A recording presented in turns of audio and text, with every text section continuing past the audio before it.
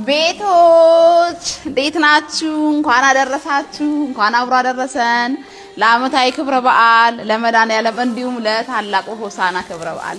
ነኝ አዲስ ቤት ገብቻለሁ። እንኳን በተከራየ ቤት በገዛው ቤት ራስ እኮ እንደዚህ ያቀራራማ ቤት ይቅር በለኝ እኔ መድኃኒዓለም። ለማንኛውም እስካለበት ቤቴ ነው፣ ደቂቃ ምድሜ ነው ለማለት ያክል ነው። እንደምታውቁ የጉዝጓዙ ነው ለዚህ ላካፍል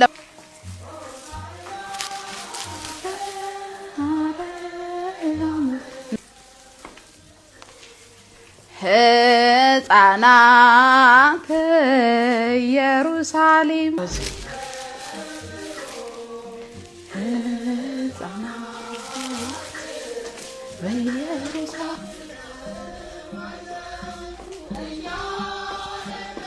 እንግዲህ ዛሬ መድኃኒዓለም ነው። ስለ መድኃኒዓለም ብዬ ብዘክር ደስ ይለኝ ነበር። አይቻልም ስለተባለ አይቻልም እንግዲህ ይለኛል። እንግዲህ ሽፎን ይውላችሁ እንዴት እንደማመር መስታወቱ ያምራል።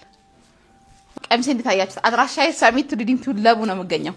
እንግዲህ ህማማቱን እንደ ህማም እያሰብን እንግዲህ መልካም ፍቃዱ ቢሆንና ብንኖር እንደዚሁም ለትንሳኤው እንዲያበቃን መልካም ምኞቴ ነው።